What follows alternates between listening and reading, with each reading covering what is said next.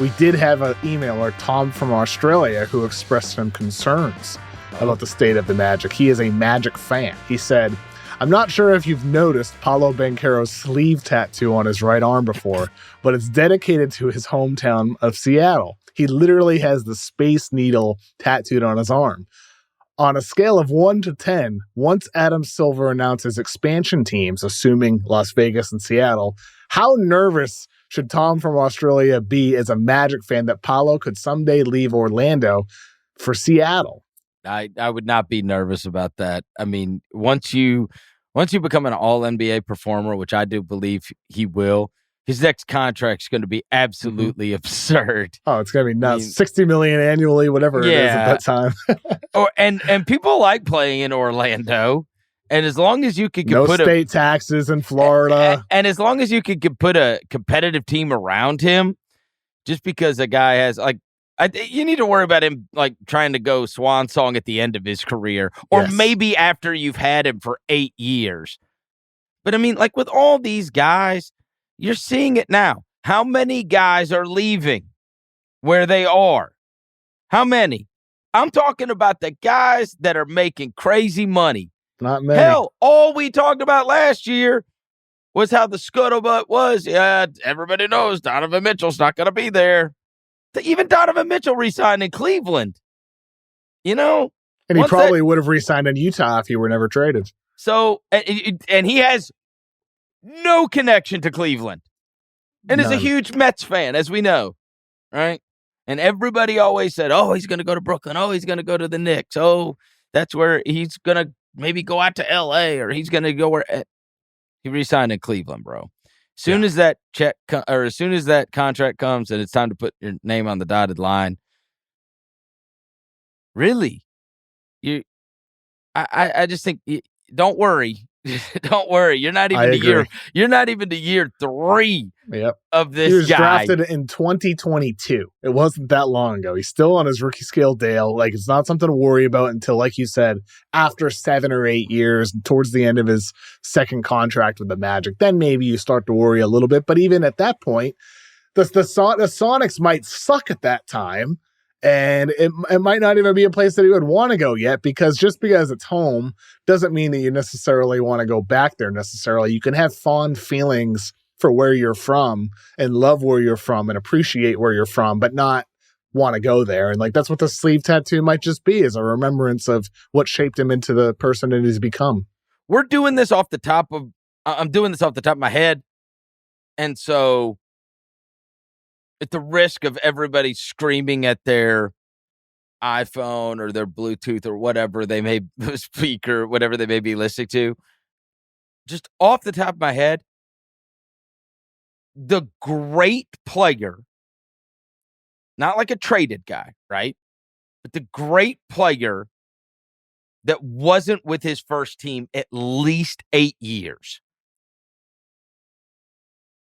I mean, because even Trae Young, we're going to be getting there, it feels like. And the Trae Young aspect is good to bring up, Chris, because it goes both ways. Guys are re-signing because the money is so significant. And B, teams are reluctant to trade for players because the money is so significant. One of the reasons why Trae Young wasn't traded this year is because it's like, I don't know who wants to pay that money. That's one of the issues Atlanta had. And the deal is like the saying, and I'm not talking about like trading them, right? Like Ben Simmons ended up getting traded, or like you didn't even want him anymore. And he doesn't even count for the qualification of what you're talking about with one of the great players. I want out. Like not even Zion has done the I want out. And people the one everybody brought up before the draft. Right. And even he's got that second contract with his team. That's true. I mean, it's just very, very rare. I think we're kind of past the era of being terrified your guy's going to leave you. Yeah. Because and again, there might be somebody I'm just forgetting. I'm not talking about trades, because Halliburton got traded as a great player, young in his career. Gilgeous-Alexander traded young in his career. Those are different. That's completely different. I'm talking about, I was there. I want out. Get me out of here. Yeah, it didn't go the way I wanted, and I'm not signing the second contract. Like, everybody said that if anyone's ever going to do that, it's going to be Zion. Mm-hmm. That was the common didn't trope. happen. And it didn't happen with him. Yep. And so I don't think, I mean, I feel like when you get these guys, you get them for 8 years. You get them for 8 years. All right. So, I mean, I think with that said, call me in 7 years and I'll tell you if you should worry about Paolo. I agree. So we do have an expansion question. We got a very nice message from Philly from Seattle. Thanks, Phil, for listening. He found our pod at a time where he missed talking NBA. And we helped fill that void, he said. So Philly from Seattle said, growing up in the 80s and 90s, we were used to expansion teams being trash for years before finding the winning mix of players. But in the NHL in recent years, we've seen teams like Las Vegas and Seattle find early success. How would you guys alter the expansion process so that the next oncoming teams, likely the Sonics and Vegas, can be competitive early on like they are for the NHL? Higher draft picks, modified rules for expansion draft, bonus cap room. What do you guys think? Okay. So the first thing I would say is that the NBA has never been more prepared for the amount of players it takes for expansion. If you go back and look, and when Philly grew up, if you go back and look, those teams are pathetic. There wasn't enough guys to warrant having the teams. And now I think there's a plethora of good players. There are a lot of NBA level players not in the NBA. You see this when you go down to the G League. You can see this with guys that are playing overseas. But more importantly, you can see this now deeper in rosters. And I think given how careful teams are going to have to be about what they spend, and we've talked about the economics of the NBA, where you have the massive contracts and then you have the small contracts and there's not as much in the middle. I think in terms of your protected guys, and I believe the last time around you could protect up to 8 guys. Up to 8, that's correct. Yeah. Yes.